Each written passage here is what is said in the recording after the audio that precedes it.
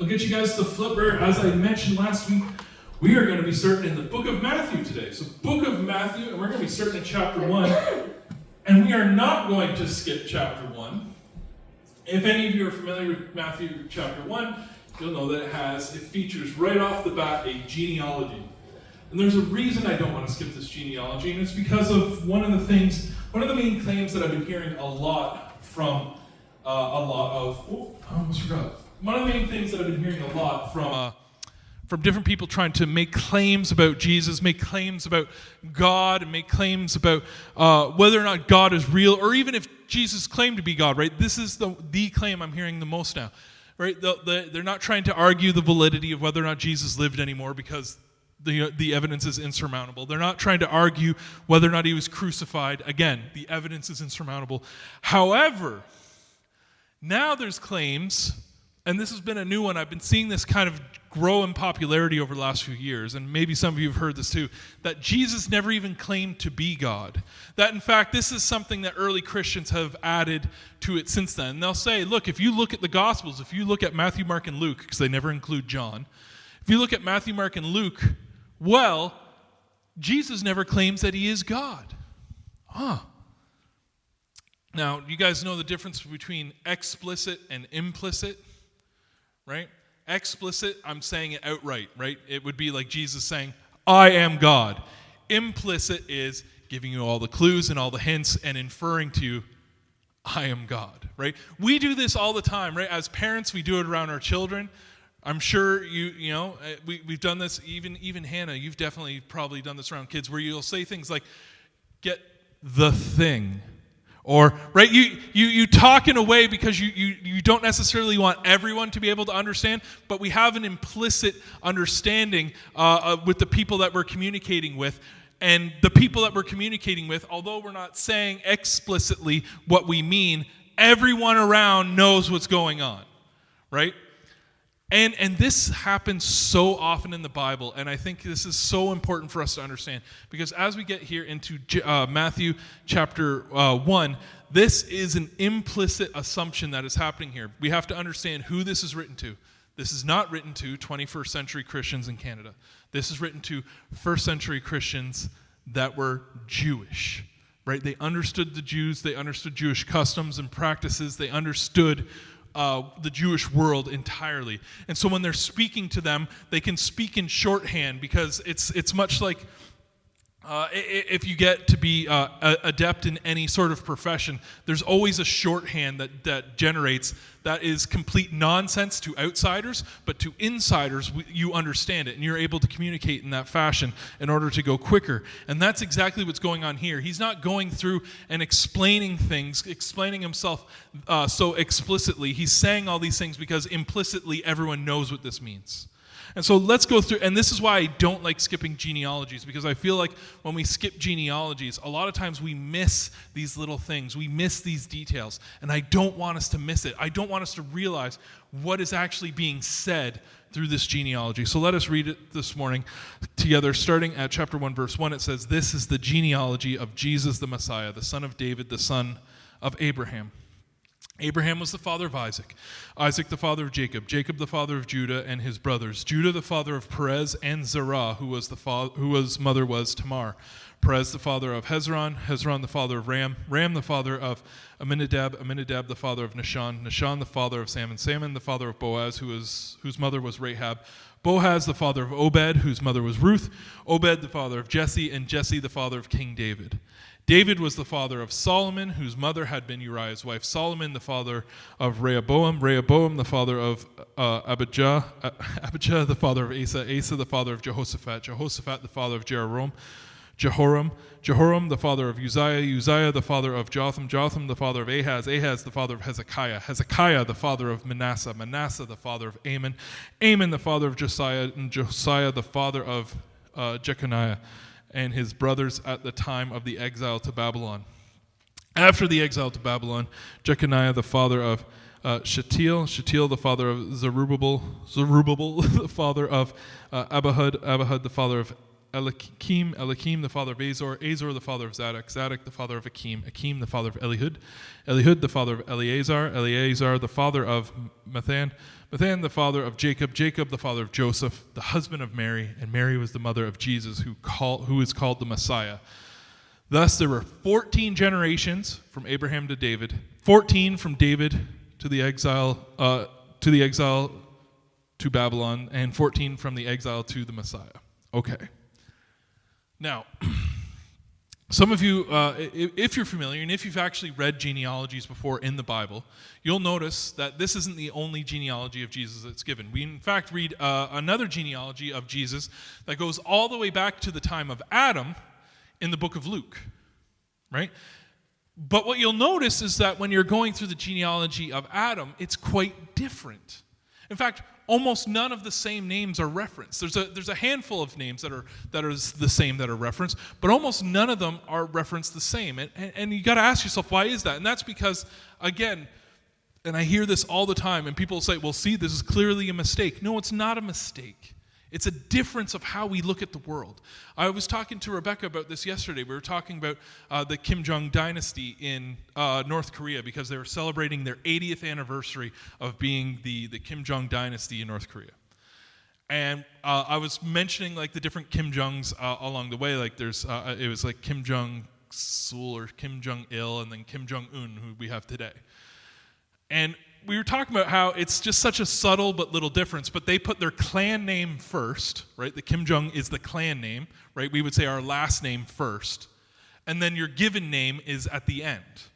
But that changes how you think about things. It changes your conversation. It changes the way that you talk because you're putting clan first. It's funny because we often say in the West how much we value family and stuff like this, but it's amazing to me how much even such a subtle thing like putting your clan name first will change how you think of things. And we see this in other languages as well. This isn't unique to Korean. We see this in other languages as well, or in other cultures, where they'll put their clan name first. And you can see a lot of times in those family units, they're much tighter, much more secure, much more general. And the reason I say this is because this is just a subtle, modern example of a difference that is easy for us to understand, but that's how the Jews did genealogies as well. The Jews did genealogies in a certain way, in a certain fashion, in certain circumstances, very unlike how we do them today. Today, we like to include everybody. We don't like to leave anybody out. But that's not how the Jews did it. That's not how Hebrews did it. And it's not how it had been done by many cultures at all until more modern times. Because guess what? Writing things down was difficult, was expensive, and was not at all something practical to do.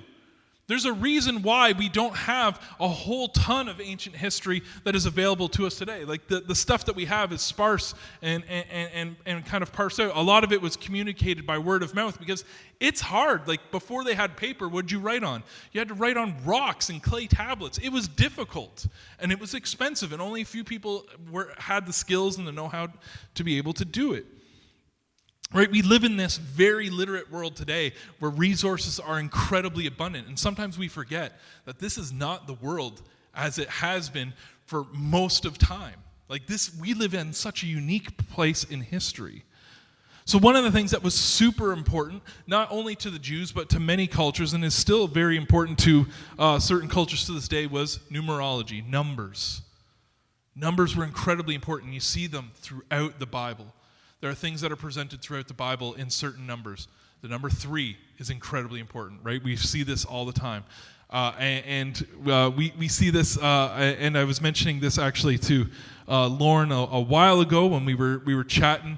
I had come across a scholar, and they were talking about how if you look at ancient languages, right, a lot of them don't have punctuation. A lot of them don't have capital letters. How do you express in a language without capital letters, with a language without punctuation? How do you express like something big or loud or monolithic? It's really difficult to do. We don't have the tools available to us. So a tool that was common in that time was to repeat things 3 times, right? We see this even in the Bible when it talks about when the angels were before the Lord. And this is where I came across this. The angels before the Lord, right? They cry, holy, holy, holy. And they're saying, no, this is most likely a literary device, talking about the largeness, the scale, and the just the volume and the penetration. Like it would vibrate through your body, the cry of holy of these angels as they're looking upon the Lord, right? It's trying to give you a sense of scale and just of magnitude of what is going on. And what's interesting about this is we have another 3 that was given to us. We have 3 separate genealogies, 3 branches that are given to us. And I think it's because Matthew is trying to make a point once again. Other, of course, very important numbers, we see 7. 7 is, of course, known as the number of completion, right? We see the 6 days, and on the 7th the Lord rested. We constantly see the number 7 in the Bible, and it's affiliated with God. We also see the number 12. The number 12 is a very important number, right? Reflecting the 12 tribes of Judah. There was 12 generations in a lot of other genealogies. But in this one we have 14. And 14 is a little more unique because it is less common, but it's only ever referred to in a sense of completion, of totality, of finality. And it's a number almost only ever used by the Jews in affiliation to God. Because there's just something so complete about it. And the thing that I love about this is that we're given 3, the resounding 3, 14 generation list about Jesus Christ. Remember what I said at the beginning about explicit and implicit? Yes, they're not explicitly saying, this is God. They're inferring to the crowd who is listening, the crowd who is Jewish, the crowd who knows these numbers, the crowd who knows these patterns. And when they're saying this, they're like, wait a minute. The Messiah wasn't just the Savior that was going to take us out of, and you guys remember, we just finished the book of Daniel. We were talking about how horrible things got, right? Things got pretty bad. He's not just going to lead us out of that. He's God. Like this genealogy in and of itself was meant to point to the very fact that this isn't just any old person. This is a man. This man is in fact God incarnate. Right? To the Jews, the number of the people that were involved in the list was much more important than the actual people in the list, right? These names were known. These names are very well known. And in fact, there are even instances where we'll see things such as they are a son of David, right? We see that all the time. Well, it doesn't mean you're the actual child of David. It just means I am from his ancestry. I'm from that line. And the reason I think it's so important that we see this pattern is because then we go right into the story of the Nativity. And I think it's there for a reason. Matthew's telling us it all this way for a reason. You got to remember, right? We've broken it up into chapters and verses. We've broken it up into subtitles and different categories. But this was all written as one long letter, meant to be read all at once. And so he finishes this genealogy. He's making his point to his audience. His audience reads this and goes, I understand what he's getting at here. He's calling him the Messiah explicitly. And so here in verse 18, he carries on where he says, and this is how the birth of Jesus the Messiah came about. His mother Mary was pledged to be married to Joseph. But before they came together, she was found to be pregnant through the Holy Spirit.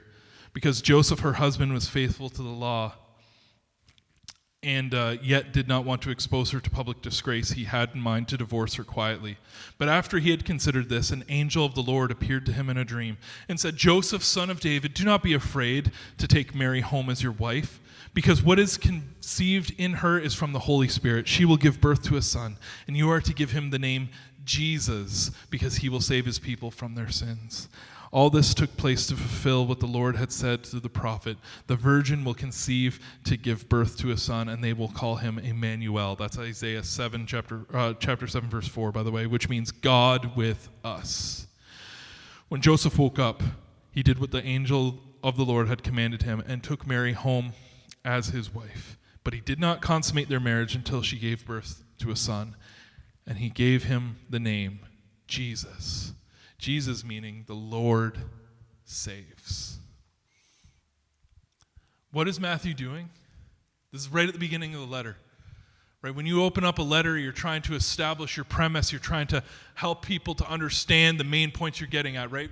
Some of us here have definitely had to do some essay writing. Many of us want to put that back in our dark, dark past from the days when we were in high school. Others remember it a little more freshly if we've gone to college and stuff like this. And when you open something up, when you're opening up that paper, open up that essay, the whole idea is that you're trying to expand. This is what I'm going to be talking about before we start getting into the meat and potatoes, right? But this is what I'm going to be talking about. This is my premise. This is my thesis. And what is Matthew opening up here in chapter 1? This man that we're about to talk about, the good news of Jesus Christ, isn't just that some man who was a good teacher, gave up everything and went and died on the cross, lived a good life, was a good moral teacher. It's not just that. He is God. The Messiah that we've been waiting for has come. And it wasn't just a man who was sent. It wasn't just a new Moses. It wasn't just a new David. It was God himself came incarnate, clothed in human flesh, that he could live among us and save us from ourselves. Matthew is opening up, letting us all know, guys, the good news is so good. It's about God himself coming among us. So, it's funny because I feel like as Christians we've heard this so many times, and it's become so normal for us. Like, yeah, of course Jesus came, and of course he lived and he died on the cross. Of course he did this. Friends, I don't know if you've ever studied other world religions. I don't know if you know any other sort of philosophies of mind or any of that stuff, but you have no idea how unique that is. Most gods in human religion, most gods want to be served. They're menacing, they're evil, they come out. And it's funny because people will even try and make the same claim about the God of the Old Testament, but it's funny that same God of the Old Testament is the one who loved us so much that he didn't just live off in some other place. He didn't just live off on some other reality existing somewhere else, waiting to be served by us. But he chose to come and live our life, live our burden, undergo what we went through, go through our strife, our stress, our problems. And he did it perfect. And why did he do all this? Because he loves us that much. And as his very name itself implies, because he wanted to save us from sin itself. I think so often we just fly right past these parts of Scripture so many times. We see a genealogy and we go, I'll just skip that. I'll come back to it later. Maybe I'll study it later. Maybe I'll look at this later. But friends, this was a declaration to the audience of the day. This isn't just a man. This is God among us. He's making such a strong claim, and it's one of those things that I always like to point to when people say, what are you talking about? Like, they never claimed that Jesus was God. I'm like, chapter 1. They're making that claim right off the bat, right off the hop, as soon as they open up, they're like, yeah, Jesus was God. And let me tell you what he did. Let me tell you why he did what he did. And let me tell you about the ultimate conclusion when he died on that cross, so that we don't have to be separate from him anymore. I'm so excited to get further into the book of Matthew. We're going to stop there, obviously, today. I won't want to get into chapter 2 yet today because I wanted us just to dwell on that as we go home this week, as we think about that. Take that home and really try and really reflect on that. And again, I said it just a moment ago, I think we get so callous to that. Yeah, of course God did this. No. Think about that. Someone who did not need you, does not have to have your presence, does not require anything from you, doesn't benefit from you in any way other than the relationship that they have with you. Just wants to be with you, spend time with you, wants to love you that much. Let's think about who it is that we're serving and how when we talk about the story of Jesus, I've heard it explained in such brutal terms, like how could a father send his son to die on the cross? Or almost benign terms. Well, how horrible could it really have been for, God if he's all power. But we totally miss the point that none of this is anything that he had to do. He never had to make us. He never had to help us. And he certainly didn't need to save us. But he did it all because he cares about us. That's the type of God that we're serving, and that's the kind of God that we're going to be investigating as we go through the book of Matthew. And so as we come, and again, I want you to take that home with you, and as we go to the Lord in prayer today, let's keep that in mind. This is the type of God that we serve, who cares about us that much, who loves us that much. And so as we offer up our prayers to him this morning, let's keep that in mind as we give our burdens to the Lord this morning.